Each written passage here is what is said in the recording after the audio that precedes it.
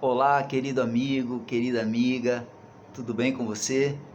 Espero sinceramente que sim, mas também se não tiver, tenha certeza que, como fala a palavra, há tempo para todas as coisas, há tempo de chorar, há tempo de sorrir, e se você está no seu tempo aí de chorar, pode ter certeza também que assim diz a palavra, Ele enxugará dos nossos olhos toda lágrima, e Ele nos prometeu o Consolador, que o Consolador alcance o teu coração, te dê paz e que você perceba o grande amor do Eterno por sua vida. É um prazer, uma alegria estar aqui mais uma vez, graças ao Eterno, né? E nossa leitura hoje vai ser Mateus 11. Anteriormente vimos o 10, o Senhor Jesus enviando os seus apóstolos, a entrega do temor, né? Do nosso temor tem que ser entregue a Deus. E hoje veremos João, o arauto de Jesus, né? O porta-voz, o mensageiro do Senhor Jesus. Ai dos povos incrédulos, e vinde a Cristo os cansados.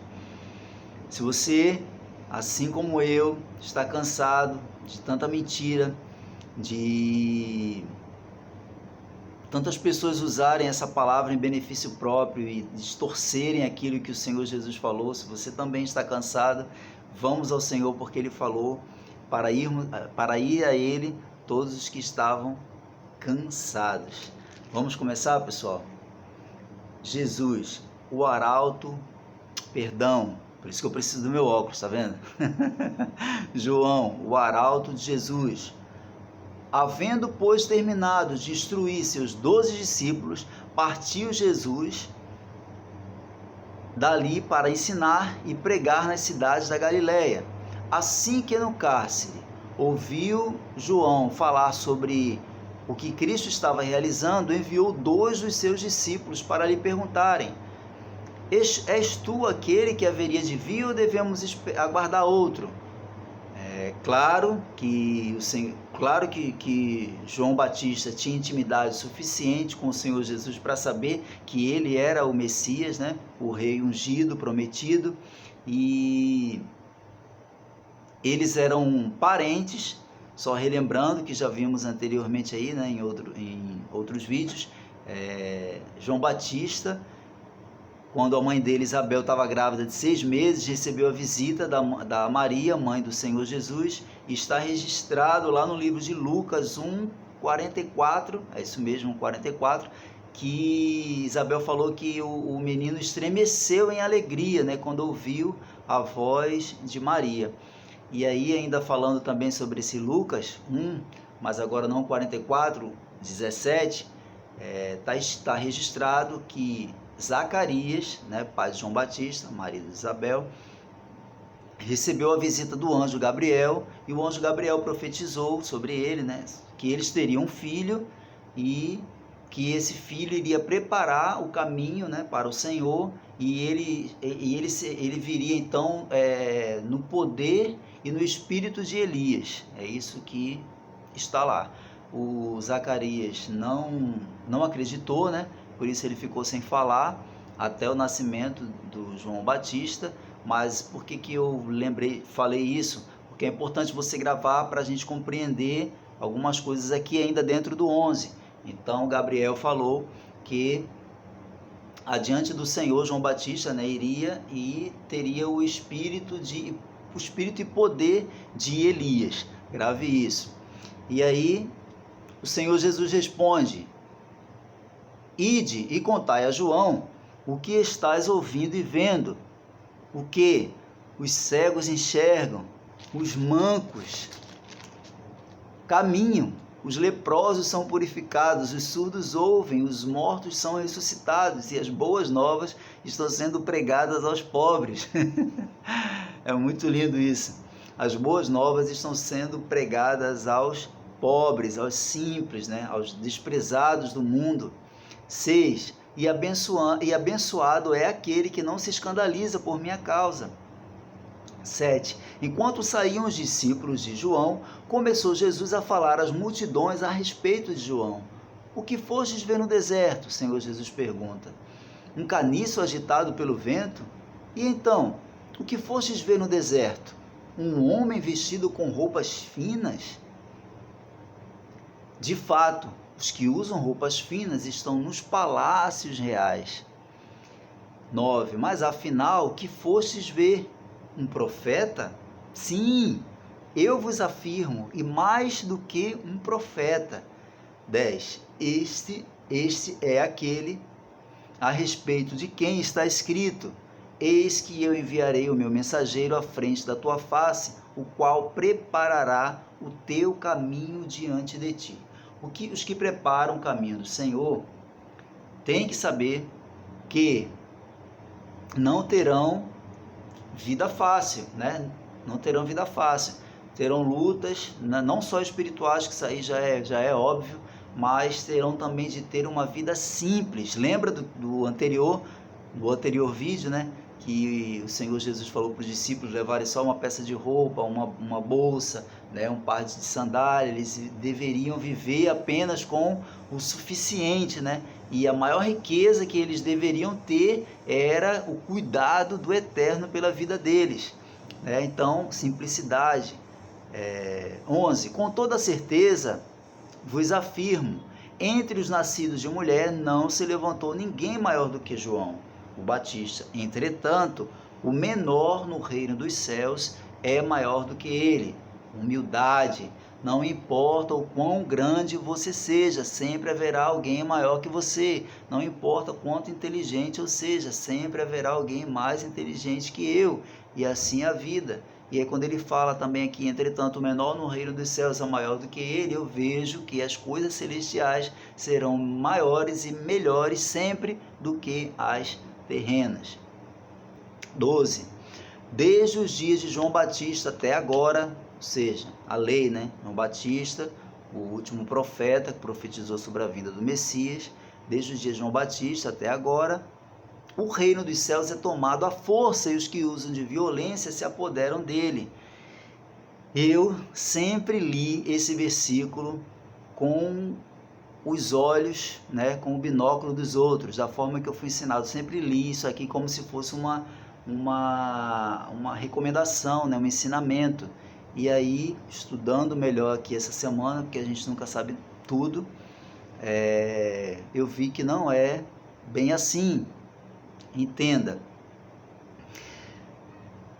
o reino dos céus é tomado à força e os que usam de violência se apoderam dele. Isso é uma crítica, se a gente lembrar do que o Senhor Jesus tem nos ensinado, do que ele tem falado até agora, a gente vê que no contexto isso aqui não é uma recomendação, isso aqui é uma crítica, porque o reino dos céus não é por força nem por violência, né? Lá em Zacarias 4:6 fala isso, né? Não é por força nem por violência. Se você for lá em Isaías 4:6, você vai entender o contexto, mas tem exatamente isso lá. Não é por força nem por violência. Em Efésios 2:8 e 9 também fala o quê? Que é pela graça. Isso aqui dá para ler, Efésios 2:8 e 9. Porquanto pela graça sois salvos, por meio da fé. Isso não vem de vós, é dom de Deus, não por intermédio das obras, a fim de que ninguém venha se orgulhar por esse motivo. Então você vai vendo aqui que o Senhor Jesus estava combatendo o tempo todo os escribas, os fariseus, o legalismo religioso, e não tem coerência a gente entender que esse versículo aqui é uma recomendação, não é. É com certeza uma crítica. Os escribas e fariseus, relembrando, confiavam que eram filhos de Deus por serem descendentes de Abraão, ok? Eles confiavam na carne, na descendência, né? Na linhagem, como sendo a força que concedia a eles o direito de se tornarem participantes do reino de Deus. E o Senhor está nos mostrando e nos ensinando que não é bem assim. Lucas 11:47, o que diz lá Lucas 11:47? que o Senhor Jesus falou: ai de vós, porque edificais os túmulos dos profetas, sendo que foram os vossos próprios antepassados que o assassinaram. Assim sois testemunhas e aprovais com cumplicidade essas obras dos vossos antepassados. Então eles usavam de quê? De violência, né? Derramaram sangue e não fariam diferente, porque a gente sabe que o fim do Senhor Jesus, qual foi, né? E na mão de quem, né? Por causa de quem? Então, senhoras e senhores, isso não é uma recomendação, isso é uma crítica. O reino dos céus não é tomado pela força, não é por obras para que ninguém se glorie, também não é por violência que se apoderam dele, mas eles estavam usando de violência, derramando sangue de profetas e continuariam fazendo isso com o próprio Senhor Jesus. 13. Porque todos os profetas e a lei profetizaram até João. E se desejarem aceitar, né, isso é tão importante para vocês também, a lei, se desejarem aceitar, este é o Elias que havia de vir, né, 14, o Senhor Jesus falou isso. Lembra que eu falei para você gravar o que o anjo Gabriel falou para o Zacarias, pai de João Batista, que ele viria no poder e no espírito de Elias? Eu já ouvi algumas pessoas utilizando isso aqui para justificar, para explicar a reencarnação. Nesse versículo aqui, não cabe utilizar para explicar isso. Porque, vamos lá, para alguém reencarnar, é preciso que morra, certo? E Elias não morreu. Elias não morreu. Se a gente for lá no livro de 2 Reis 11, que não dá para irmos agora, mas você pode ir, você vai ver, 2 Reis 11, que Elias não morreu. Ele foi levado vivo aos céus num carro de fogo, né? Algumas versões falam carruagem, ok? E também livro de Malaquias, uma outra pessoa, outra profecia, está escrito: enviarei o profeta Elias antes que venha o grande e terrível dia do Senhor. Existem semelhanças entre eles, entre Elias e João Batista, né? Eles denunciavam pecados sexuais. Elias condenava o culto a Baal, certo?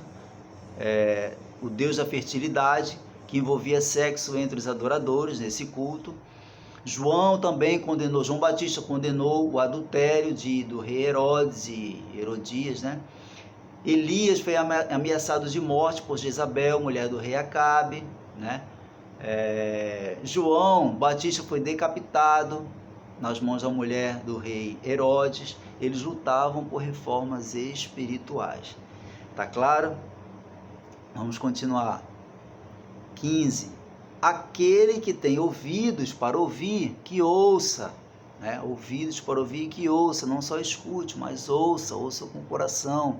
E que haja transformação em nossa mente, porque a gente foi ensinado muito errado, com interesses diversos.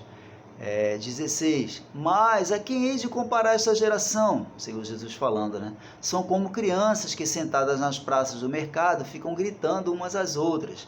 17. Nós vos tocamos música de casamento, mas vós não dançastes, entoamos lamentações fúnebres e não pranteastes.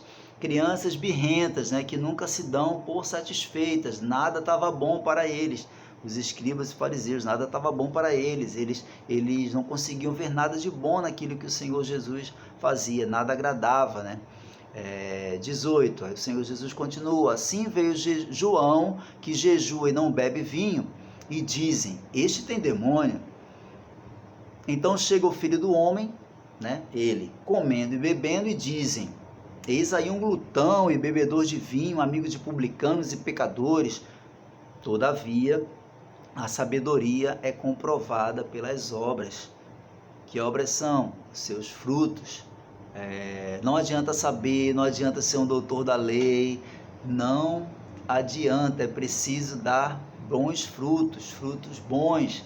Nossas obras precisam ser reais, não só de palavra, muito menos de fingimento, mas tem que ser real. Ai dos povos incrédulos. 20. Então começou Jesus a admoestar severamente as cidades nas quais realizavam numerosos feitos prodigiosos, porque não se arrependeram, e aqui muito é dado, muito é cobrado. E o Senhor Jesus manifestou grandezas, fez milagres naqueles lugares, e aquelas pessoas não estavam nem aí para ele. 21, ele fala, né? Ai de ti, Corazim, ai de ti, Betsaida, porque se os milagres que entre vós foram realizados, tivessem sido feitos em Tiro e Sidom, há muito que elas se teriam arrependido, vestindo roupas de saco e cobrindo-se de cinzas, quer dizer, sinal de humilhação, né? 22, entretanto, eu vos afirmo que num dia do juízo, olha aí ele falando mais um dia do juízo, haverá menor rigor para Tiro e Sidom do que para vós outros. E tu, Cafarnaum, te arrogas subir até os céus, pois serás lançada no inferno. Porque se as maravilhas que forem realizadas em ti houvessem sido feitas em Sodoma, teria ela permanecido até o dia de hoje. Eu, contudo, vos afirmo que haverá mais tolerância para com o povo de Sodoma no dia do julgamento do que para contigo. Curou o servo do centurião lá em Cafarnaum, o Senhor Jesus, só relembrando, a sogra de Pedro, o paralítico foi levado pelos homens, o filho de um nobre, né, à distância, e etc. Vinde a Cristo os cansados. 25. Naquela ocasião, em resposta, Jesus proclamou: graças te dou, ó Pai, Senhor dos céus e da terra, pois escondeste estas coisas dos sábios e cultos e a revelaste aos pequeninos. Olha o que o Senhor Jesus veio nos ensinar, né? Essa relação, essa intimidade, não de um Deus e um servo, um pecador, mas ele vem não porque ele era filho de Deus, mas ele é um modelo, ele veio nos ensinar como a gente tem que enxergar as coisas espirituais e o próprio eterno, né? Pai, 26, amém, ó Pai, pois assim foi do teu agrado. 27, todas as coisas me foram entregues por meu Pai, ninguém conhece o Filho senão o Pai, e ninguém conhece o Pai a não ser o Filho, e aquele a quem o Filho desejar revelar. 28. Mas antes do 28, vamos ver, preciso falar isso. O Senhor veio resgatar o poder de comunicação. Se você não entendeu isso ainda, por favor, entenda. O Senhor veio resgatar o poder de comunicação entre ele e o homem, com certeza. Ele veio reconciliar a gente com o Pai, né? Como no Éden, entre ele e Adão, lembra? Todos os dias Deus ia e falava com o homem até que ele pecou, né? E aí se escondeu, e mesmo o pai, sabendo que ele tinha errado, o pai pergunta: o que fizeste? Porque o poder da comunicação, o Senhor conhece o homem como ninguém, ele criou um canal direto, que é o nosso interior, ele sabe o que a gente sente, o que a gente passa, o que a gente pensa, o que tem dentro de nós, né? E é esse canal que ele quer utilizar, com certeza, essa intimidade, ele quer ter essa intimidade com a gente. 28, vinde a mim todos os que estáis cansados de carregar suas pesadas cargas, e eu vos darei descanso.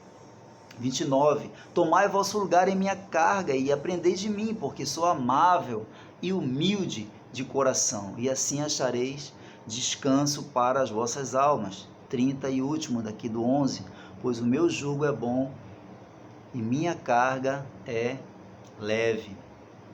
Jugo ou canga, né? É uma peça de madeira que ficava sobre a cabeça dos bois para serem atrelados a uma carroça ou um arado, né? Era fundamental para o sistema agrícola arcaico e era para o melhor aproveitamento da força, né? No sentido figurado, representa domínio, submissão, opressão, tudo aquilo que os religiosos daquela época e muitos da nossa época fazem com o povo.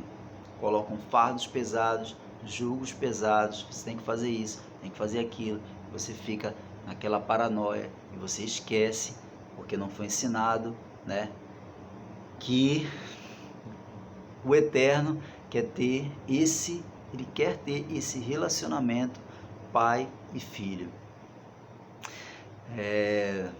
estou lembrando que isso é tão interessante, que essa necessidade do ser humano de ser visto é algo que nos acompanha desde a infância.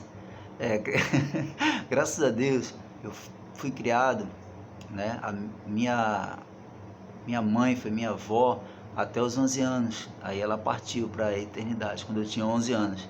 E eu lembro que quando eu estava com vontade, assim, por exemplo, teve uma vez, eu estava lembrando disso, queria tomar um suco de laranja uma vez, só que eu queria que elas soubesse, adivinhasse, acertasse o que eu estava querendo, mas eu não queria falar, né? Aí eu falava para ela, tô com vontade de comer uma coisa e tal, e aí ela ficava, né? Não, você quer isso? Por que eu faço aquilo? Quer fazer? Aí quando ela acertou, quer que eu faça suco de laranja? Aquilo ali eu me sentia tão feliz. Como assim? Como assim ela sabe o que eu estava sentindo e tal? Aquilo ali eu achava incrível, porque eu conseguia ver que alguém me conhecia, né? E sabia o que se passava no meu interior.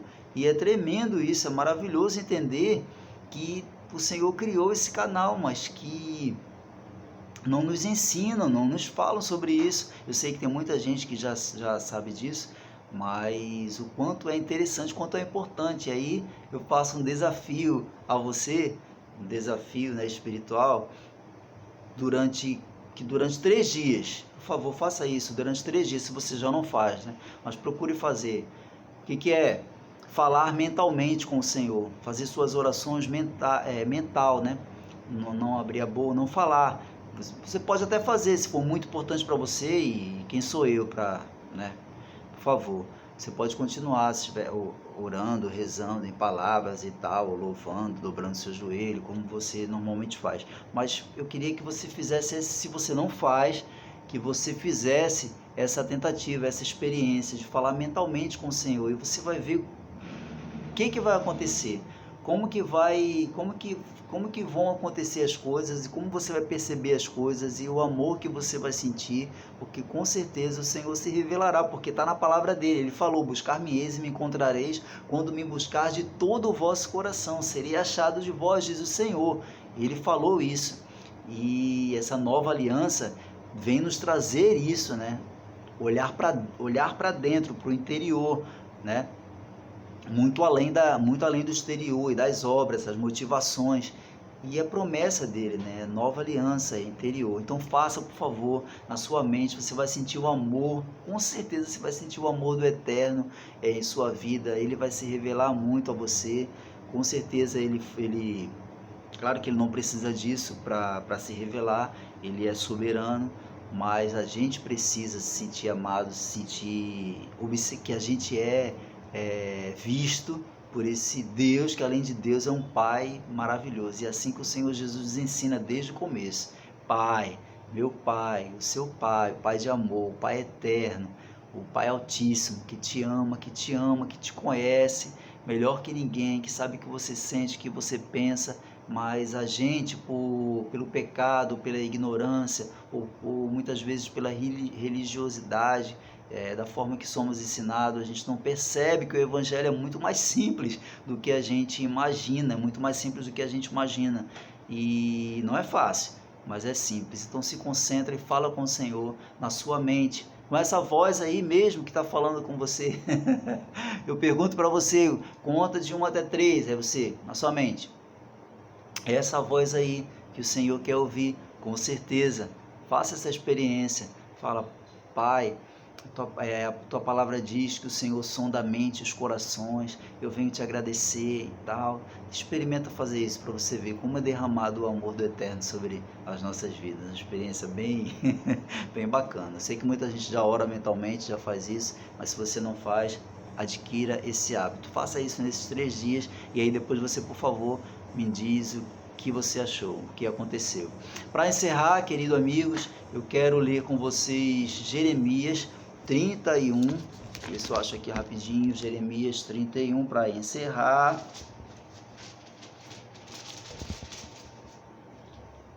A promessa de uma nova aliança, a promessa de uma nova aliança, e esse tempo chegou, no Senhor Jesus ele chegou. Dias virão, preste atenção, Dias virão, afirma o Senhor, quando estabelecerei uma nova aliança com a casa de Israel e com a casa de Judá. Não será com uma aliança que firmei com seus antepassados, quando os tomei pela mão para tirá-las do Egito, pois eles não honraram o meu pacto, mesmo sendo eu o marido divino deles, né? Marido, noiva, igreja, né? A igreja é noiva, tem que ter essa intimidade e essa verdade e honestidade, enfim. 33. Eis, no entanto, a aliança que celebrarei com a comunidade de Israel passados aqueles dias, afirma o Senhor. Registrarei o conteúdo da minha lei na mente deles e escreverei no mais íntimo dos seus sentimentos, seus corações. Assim serei de fato Deus deles e eles serão o meu povo. 34 e último. Ninguém mais terá necessidade de orientar o seu próximo, né, o seu irmão, pregando: eis que precisa conhecer quem é Deus, o Senhor, porquanto serei conhecido no interior do ser de cada pessoa, desde os mais jovens até os idosos, dos mais pobres aos mais ricos. Garante o Senhor, porque eu mesmo lhe perdoarei a malignidade e não permitirei recordar mais os seus erros e pecados. Então, olha que maravilha, é chegado o reino dos céus, tudo aquilo que os profetas profetizaram no Senhor Jesus foi cumprido, foi estabelecido, a nova aliança, olhar para o interior, está gravado, né, no íntimo dos seus sentimentos, nos seus corações. Assim serei de fato o Deus deles e eles serão o meu povo. Povo do Eterno, que não tem nada a ver com religião, tá? Mas com espiritualidade. Povo do Eterno, que acreditam num Deus, né? Num único Deus e no Senhor Jesus, que é o único caminho. Ele te ama, Ele te vê, Ele te conhece, Ele te sustenta e que Ele continue com a forte mão dEle, abençoando a tua vida e te guiando. Eu desejo do fundo do meu coração que Ele se revele cada vez mais a você, que você sinta a sede de conhecê-lo e que você não esqueça que o seu Pai Celestial te ama e Ele quer estabelecer uma comunicação cada vez mais forte com você. Vamos continuar juntos. Até a próxima, pessoal. Beijo para vocês.